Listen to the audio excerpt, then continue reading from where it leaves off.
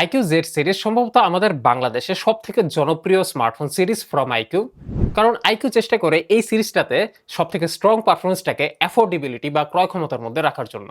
তো আপনারা আমার হাতে দেখতে পাচ্ছেন এই সিরিজের সর্বশেষ লেটেস্ট মেম্বার Z11 টার্বো। মজার বিষয়টা কি জানেন, এই ফোনটা এই মুহূর্তে বাজারে 50,000 টাকার নিচে অবস্থান করতেছে এবং আর একটু প্রাইস কমারও সম্ভাবনা আছে। আর এই 50,000 টাকা এমন একটা বাজেট ক্যাটাগরি যেখানে কম্পিটিশনের কোনো অভাবই নাই। তো এই আইকিউ Z11 টার্বো কি পারবে এই কম্পিটিশনের মধ্যে নিজেকে স্ট্রংলি ধরে রাখতে? আই থিঙ্ক পারবে। অরিজিনাল অথেন্টিক ফোন কিনতে এক্সেল টেক থেকে ঘুরে আসুন। প্রাইস হিসেবে এই ফোনটার মূল আকর্ষণের কেন্দ্রবিন্দু হতে যাচ্ছে এটার প্রসেসর, যেটা হচ্ছে স্ন্যাপড্রাগন 8 Gen 5। এটা one of the first phone যাতে এই প্রসেসরটা দেওয়া হয়েছে, এবং একই সাথে আরো কয়েকটা আকর্ষণীয় ব্যাপার আছে, যার মধ্যে সেকেন্ড ব্যাপারটা অবশ্যই হবে এটার ব্যাটারি ক্যাপাসিটি, যেটা হচ্ছে 7600 mAh। বিরাট বড় ব্যাটারি ক্যাপাসিটি, সো চার্জ শেষ হওয়া কোনো টেনশন নাই। আর সবশেষ আকর্ষণ আমার কাছে মনে হয়েছে এর ক্যামেরা সিস্টেম, যেটা প্রিভিয়াস যে কোনো জেড সিরিজের ডিভাইসের তুলনায় একটা হিউজ আপগ্রেড। এটাই ফার্স্ট জেড সিরিজের ডিভাইস যেটা 200 মেগাপিক্সেল ক্যামেরা সেন্সর অফার করতেছে। And not only the camera, পুরো প্যাকেজটাই কম্পেয়ার টু প্রিভিয়াস জেড সিরিজের ডিভাইস লাইক Z10 টার্বো, এটা একটা হিউজ আপগ্রেড। আইকিউ সম্ভবত তাদের ইউজারদের চাহিদা বা পছন্দ এই ব্যাপারটাকে নিয়ে সার্ভে করে, নয়তো হঠাৎ করে ফোনের সাইজ ছোট হয়ে যাওয়ার কোনো কথা না। যেমন তারা আগের বছরও বিশাল বড় সাইজের ফোন বানাইছে, কিন্তু এবার এটাকে স্লাইটলি ছোট করে দিয়েছে, ফলে ডিসপ্লে সাইজ হয়েছে 6.59 ইঞ্চ। তার উপর বেজেলটা এত স্লিম, এত চিকন, আবার কর্নারগুলো বেশ খানিকটা রাউন্ড, ফলে ফোনটার ছোটই মনে হয় হাতে। বা বলতে পারেন যে ফোনটা এক হাতে ইউজের জন্য খুব বেশি কমফোর্টেবল এবং হ্যান্ডি। আর তাছাড়া ফোনটার প্রোটেকশন হিসেবে এটাতে IP68/69 এর প্রোটেকশন দেওয়া হয়েছে, সো টেনশনের কোনো কারণ নাই। বিল্ড কোয়ালিটি আমি বলবো প্রাইস হিসেবে অবশ্যই ভালো। এই ধরনের বিল্ড কোয়ালিটি মূলত এই প্রাইস সেগমেন্টের টপ কোয়ালিটি। এর নিচে অনেকেই দিতেছে, বাট এর উপরে যায় না। যেমন মেটাল ফ্রেম, অ্যালুমিনিয়াম ফ্রেম, এটা অনেকেই দিতেছে। আর পেছনে ফাইবার গ্লাসের ব্যাক, মানে ডাইরেক্ট গ্লাস না, but better than direct plastic আর কি। সো ওভারঅল ফোনটা হাতে প্রচন্ড রকমের প্রিমিয়াম ফিল দেয়। আবার এটা হচ্ছে ক্যামেরা হাউজিং এর ডিজাইন, এবার কিন্তু একটা ড্রাস্টিক চেঞ্জ আসছে এখানে। অ্যান্ড ক্যামেরা হাউজিংটা অ্যাকচুয়ালি আপনাদের কাছে কেমন লাগছে প্লিজ আমাকে কমেন্ট বক্সে জানাবেন। আই থিঙ্ক প্রিভিয়াস জেড সিরিজের ক্যামেরা হাউজিং এর ডিজাইনটা খারাপ ছিল না, ওইটাই ভালো ছিল। এটাকেও খারাপ বলার আসলে কোনো সুযোগ নাই, বাট জিনিসটা একটু ইউনিক, তার একটু ডিফারেন্ট একটা কি বলে একটা ক্যারেক্টার দেওয়ার চেষ্টা করছে ফোনটায়। ফোনটাতে যে ডিসপ্লেটা দেওয়া হয়েছে, স্পেসিফিকেশন আপনার স্ক্রিনে দেখতে পাচ্ছেন, খুব বেশি ওইগুলোতে পেছালে যেতে চাইতেছি না। আমার পার্সোনাল এক্সপিরিয়েন্সটা আপনার সাথে শেয়ার করি।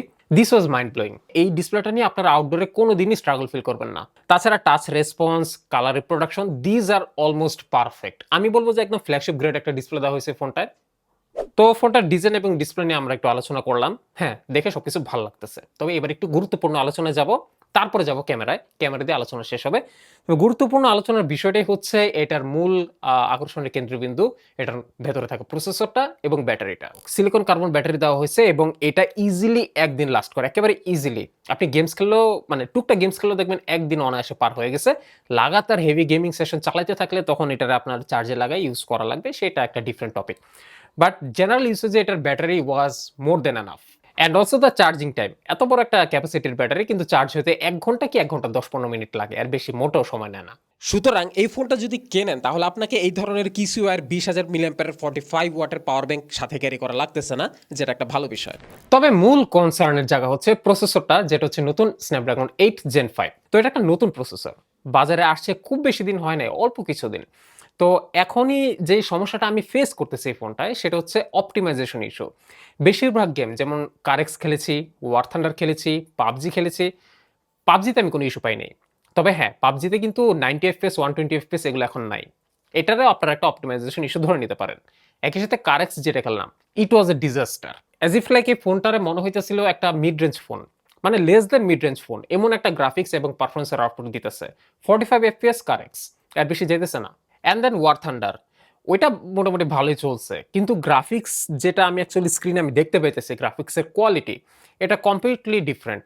তো আমি যেটা ধরে নিতেছি, বা সবসময় আমার সাথে এরকমটাই হয়েছে, নতুন একটা প্রসেসর ফোন আমার হাতে আসলে আমি ইমিডিয়েটলি ওগুলোতে অপটিমাইজেশন ইস্যু দেখতে পাই। তবে আশা করা যায় ভবিষ্যতে ফিউচারে সফটওয়্যার আপডেটের মাধ্যমে এবং গেম ডেভেলপাররাও এই নতুন প্রসেসরের জন্য তাদের গেমসগুলোকে অপটিমাইজ করে নিবে, তখন দেখবেন এই ফোনটাতে সবকিছু খুব সুন্দর মতো চলতেছে। একটা ব্যাপার আমার নজর কেড়েছে, সেটা হচ্ছে এটার থার্মাল পারফরমেন্স। এই ফোনটাতে অ্যান্ট্রু টেস্ট করার সময় দেখলাম একদম 49 ডিগ্রি সেলসিয়াস পর্যন্ত টেম্পারেচার উঠে যাচ্ছে। সাধারণত একটা স্মার্টফোনের সেফ লিমিট হচ্ছে 50 ডিগ্রি সেলসিয়াসের নিচে যদিও এইটাকে ওইভাবে মানা হয় না, বরং কোম্পানিরা ওই 40 ডিগ্রির মধ্যে ফোনটারে রাখতে চায়। বাট এখানে দেখলাম যে এই ফোনটা ওইভাবে থার্মালটাকে থামাইতেছে না, বরং সে এটাকে আরো গ্রো করতে দিতেছে, যার ফলে 49 ডিগ্রি সেলসিয়াস উঠতেছে এবং ফোনটা এতটাই গরম হয়ে যেতেছে যেটা অলমোস্ট হাতে ধরে রাখা যেতেছে না। এটা হচ্ছে বেঞ্চমার্ক টেস্টিং এর সময়। গেমস খেলার সময় কিন্তু এত হিট হবে না, কিন্তু গেমস খেলার সময়ও যে টুকটাক নর্মাল হিটটা হয় এটা হাতে মোটামুটি ভালোই ফিল করা যায় মেটাল বডির কারণে। পারফরম্যান্সের ওভারঅল সামারিটা আরেকটু ভালো করে জানা যাবে এর বেঞ্চমার্ক রেজাল্টসগুলো দেখলে। যেমন অ্যান্ড্রুতে এই ফোনটা স্কোর করেছে 28,67,633, যা প্রায় 29 লাখ, এবং এটাকে স্ন্যাপড্রাগন 8 এলিটের সাথে কম্পেয়ার করলে দেখবেন গ্যাপটা আসলে খুব একটা বেশি না।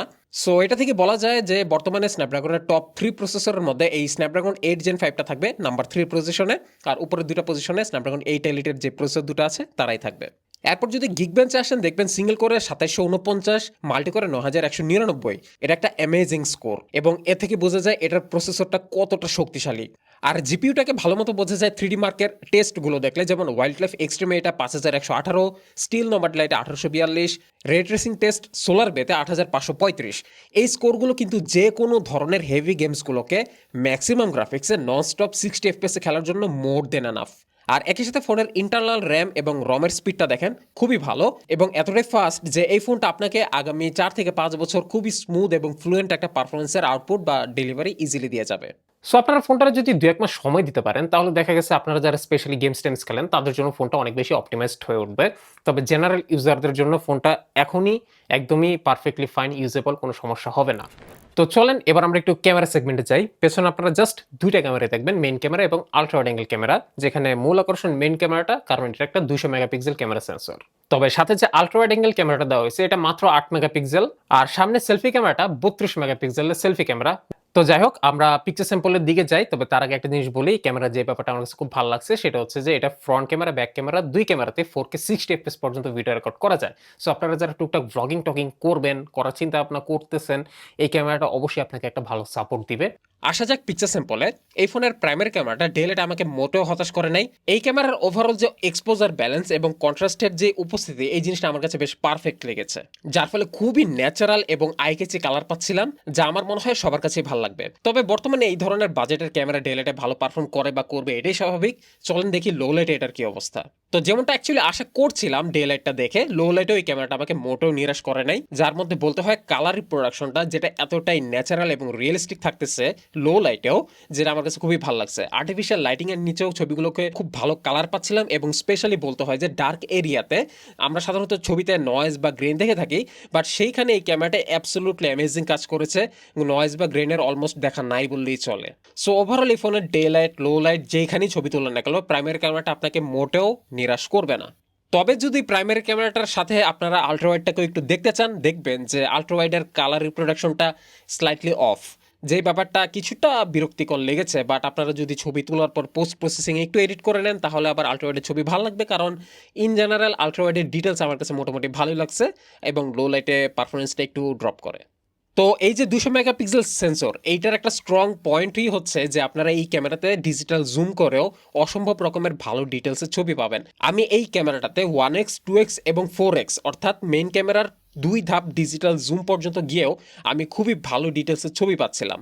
যদিও এটা মিড রেঞ্জে কাইন্ড অফ বাজেট ক্যাটাগরির একটা ফোন, বাট এটার প্রাইমারি ক্যামেরাটা এতটাই ক্যাপাবল যে আপনারা এটাতে খুব সহজেই ডিজিটাল জুম করেও মন মতো ছবি তুলতে পারবেন, ডিটেলস দেখেও খুশি থাকবেন। অন্যদিকে এর ফ্রন্ট ক্যামেরাটা আমার কাছে ডেলাইটে মোটামুটি ওকে মনে হয়েছে। লো লাইটে আসলে পারফরমেন্সটা স্লাইটলি ড্রপ করে, যেমন কালারটা কিছুটা হ্রাস পায় এবং ডিটেলসের মধ্যেও একটু হালকা গ্রেন এবং নয়েজ আসে। বাট ভালো লাইটিং কন্ডিশনে থাকতে পারলে লো লাইটের পাশাপাশি ডেলাইটও চমৎকার সেলফি তুলতে পারবেন এই ক্যামেরায়। ভিডিও রেকর্ডিং সেগমেন্টে প্রাইমারি ক্যামেরা যেতে পারবেন 4K 60 এফপিএস পর্যন্ত, এবং আমার ভিডিও রেকর্ডিং টেস্টিং এই ফোনটা ডেলাইটে ভালো পারফর্ম করলেও লো লাইটে এসে পারফরমেন্সটা খুব একটা আসলে আশানুরূপ ছিল না। এবং ওভারঅল ভিডিও টিডিও করে আমার কাছে যেটা মনে হয়েছে যে এই ফোনটা অ্যাকচুয়ালি ছবি তোলার জন্যই খুবই পারদর্শী। ভিডিওর ক্ষেত্রে এটা মোটামুটি ভালো বলা যায় আর কি, তেমন প্রফেশনাল কিছু না, আবার খারাপও না। তো এই ছিল Z11 টার্বোকে নিয়ে আজকের আলোচনা। আশা করি আপনারা আলোচনাটা শুনে বুঝতে পারলেন ফোনটার অ্যাকচুয়ালি পজিশনটা ঠিক কোথায়। আমার কাছে পার্সোনালি এই ফোনের ক্যামেরাটাকে বেশ খানিকটা ভালো লাগছে, একই সাথে ডিসপ্লে বিল্ড কোয়ালিটি, জাস্ট পারফরমেন্সের যে ব্যাপারটা বললাম না, অপটিমাইজেশনের ব্যাপারটা, এটা যদি অপটিমাইজড হয়ে যায় তখন গিয়ে এটার পারফরমেন্সটাকেও ভালো লাগবে। এটা 50,000 টাকার নিচের যে বাজেট ক্যাটাগরি, এখানে এটা একটা ওয়ার্থি অপশন। অবশ্যই আপনারা এই ফোনটাতে মেজর খারাপ কিছু বের করতে পারবেন না, বরং একজন ইউজার হিসেবে ফোনটার আপনি যত ইউজ করবেন ততই মুগ্ধ হবেন। এই ব্যাপারটাই আসলে ফোনটাকে একদম অনন্য বা ইউনিক করে তুলেছে অন্য যে কোনো কম্পিটিশনের তুলনায়।